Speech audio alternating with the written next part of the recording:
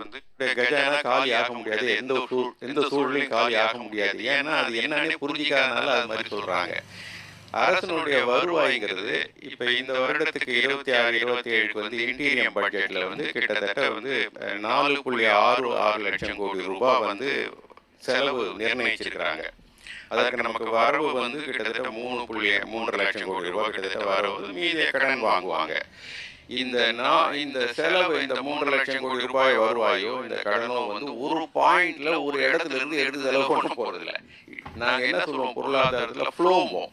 இந்த ஃப்ளோ வந்து பல்வேறு விதமா வந்து அரசுக்கு வரும். வரி வருவாயா வரும், வரி அல்லாத வருவாயா வரும், யூனியன்ல இருந்து டிரான்ஸ்ஃபர் டாக்ஸ் ஷேர் வரும், கிராண்ட்ஸ் வரும்.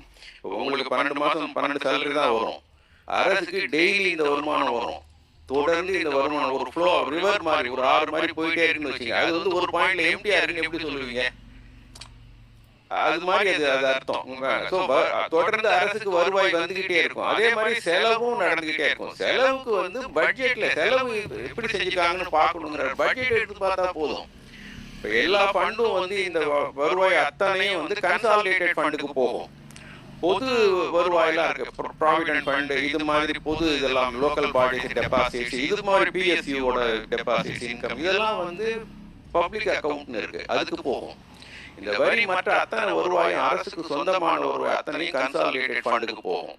கன்சாலிடேட்டட் ஃபண்ட்ல இருந்து ₹1 எடுத்து செலவு பண்ணணும்னாலும் அசம்பிளில வச்சு அந்த பட்ஜெட்ல அப்ரூவல் வாங்காம ₹1 கூட செலவு பண்ண முடியாது.